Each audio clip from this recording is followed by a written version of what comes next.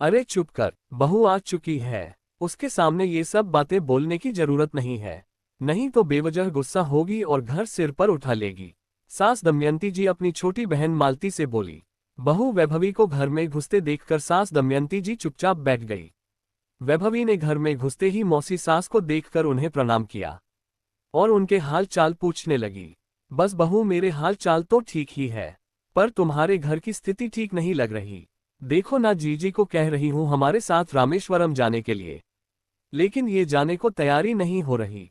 मालती ने कहा। अब मौसी, इसमें मैं क्या बोलूं, आप लोग बातें कीजिए, मैं थोड़ा चेंज करके आती हूँ, कहकर वैभवी अपने कमरे में चली गई। देखा, कुछ भी जवाब ठीक से नहीं दिया ना, चली गई अपने कमरे में। अब तू ही बता कैसे जाने के लिए हाँ कर दूं? दमयंती जी मजबूरी बताते हुए बोली। अरे जीजी, तुम भी हद करती हो, तुम अपनी बहू से इतना डरती क्यों हो? पैसा तुम्हारा बेटा देगा, बहू थोड़ी ना जो उससे पूछ रही हो। मालती जी चिढ़ते हुए बोली। अब तुझे क्या बताऊं मैं, अभी बेटे ने नौकरी बदली है तो उसे इतने पैसे नहीं मिल रहे हैं, सिर्फ बहू की तनख्वाह से ही काम चलाना पड़ता है, इसलिए पूछना पड़ेगा इस महारानी से। दमयंती जी ने कहा। अच्छा, नकुल ने फिर से नौकरी बदल ली क्या? आखिर ये नकुल टिककर काम क्यों नहीं करता है? मालती जी ने कहा। अरे वो तो खूब कोशिश करता है, पर क्या करें, उसका तो भाग्य भी साथ नहीं देता। कहते हैं बहू के कदम शुभ हो तो सब कुछ हो जाता है, पर यहाँ तो ऐसी बहू आई है कि मेरा बेटा तो कहीं टिककर काम ही नहीं कर पाया। दमयंती जी बोली। हाँ जी, ये बात तो है, औरत के कदम शुभ हो तो घर में बरकत हो जाती है, नहीं तो कुछ के कदम तो ऐसे होते हैं कि बसा बसाया घर बिगड़ जाता है। मालती जी उनकी हाँ में हाँ मिलाते हुए बोली। हाँ वो तो है, अब देखना, मैं जब शादी होकर इस घर में आई थी तो तेरे जीजा जी ने दिन दूनी रात चौगुनी तरक्की की थी, पर अब बहू को देख ले, मेरा बेटा जो करता है उसमें भी आगे नहीं बढ़ पा रहा। दमयंती जी सिर पकड़ते हुए बोली। ये सब बातें अंदर वैभवी को भी सुनाई दे रही थी और उसे गुस्से के साथ साथ हंसी भी आ रही थी। आखिर वो इन लोगों की सोच का क्या कर सकती थी? जब इंसान कमाना ही नहीं चाहता तो भला वो दिन दूनी रात चौगुनी तरक्की क्या करेगा? वैभवी की शादी नकुल से 2 साल पहले हुई थी। उस समय वो अपने पिता के साथ उनके कपड़ों की दुकान को संभालता था, पर तब भी उसका कहाँ काम में मन लगता था। वो तो अपने पिता के डर से वहां जाकर बैठ जाता था और जो वो कहते थे वो काम कर लेता था। लेकिन उसकी शादी के 7 महीने बाद उसके पिता का निधन हो गया। अब उसे रोकने टोकने वाला कोई नहीं, जब मर्जी होती तब जाता, नहीं तो घर में ही पड़ा रहता या फिर दोस्तों के साथ में घूमने निकल जाता। वैभवी उसे टोकती तो उससे ज्यादा दमयंती जी उस पर नाराज होती। अरे तेरे खाने पीने में कोई कमी रख रहा है क्या जो हर चीज में उसे टोकती रहती है? अपने काम से मतलब रखा कर, तू पत्नी है उसकी, मां बनने की कोशिश मत कर। आखिर ऐसी लापरवाही के चलते कुछ ही महीनों में दुकान भी ठप गई। हालत ये हो गई कि किराया निकालना भी मुश्किल हो गया। मजबूरन दुकान का अधिकतर सामान सस्ते में निकाल कर दुकान बंद करनी पड़ गई।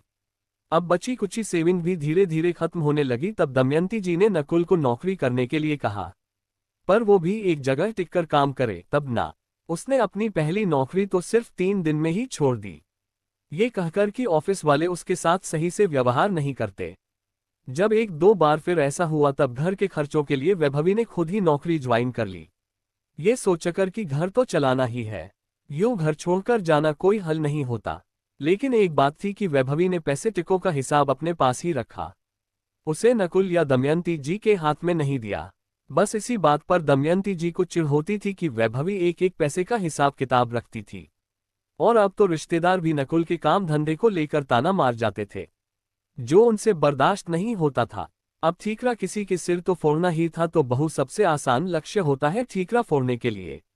और जब रिश्तेदार नकुल के काम धंधे को लेकर ताना मारते हैं तो सारा इल्जाम वैभवी के सिर कर देती कि इसके पैर ही ऐसे हैं कि अच्छा खासा काम धंधा बंद हो गया और अब नकुल नौकरी के लिए भटक रहा है। अब क्योंकि वैभवी सैलरी की एक एक पाई का हिसाब अपने पास रखती थी, बस इसीलिए दमयंती जी कह रही थी कि वैभवी से पूछे बगैर वो कैसे रामेश्वरम जा सकती थी।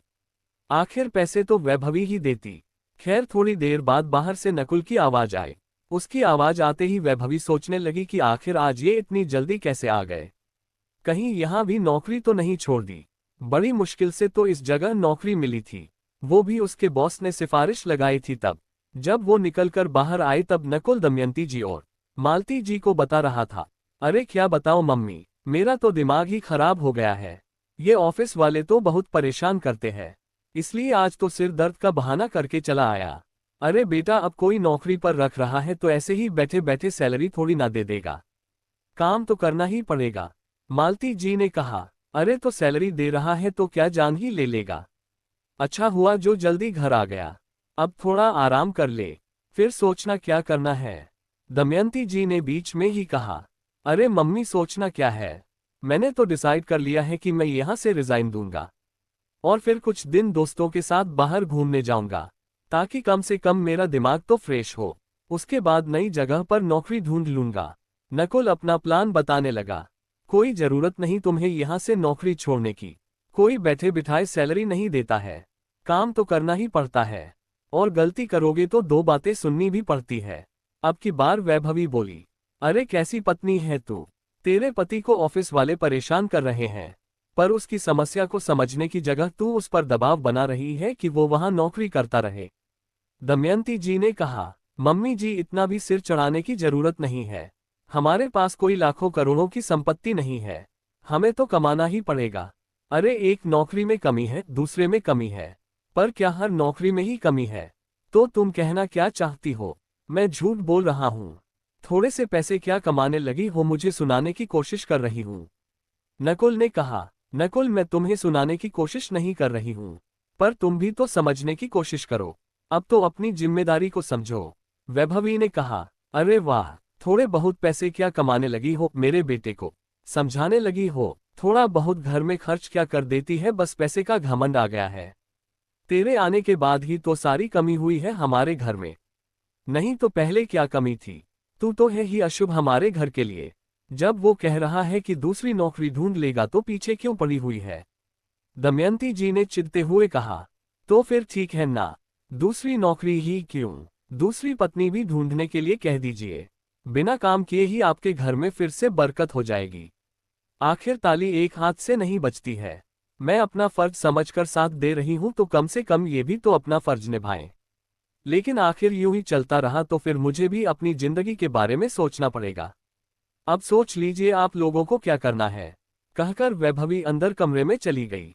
नकुल ने मजबूरन ही सही पर टिककर उसी जगह काम करने का फैसला लिया। इधर दमयंती जी बिल्कुल चुप हो गई। आखिर वो जानती थी कि वैभवी चली गई तो घर की स्थिति बदतर हो जाएगी।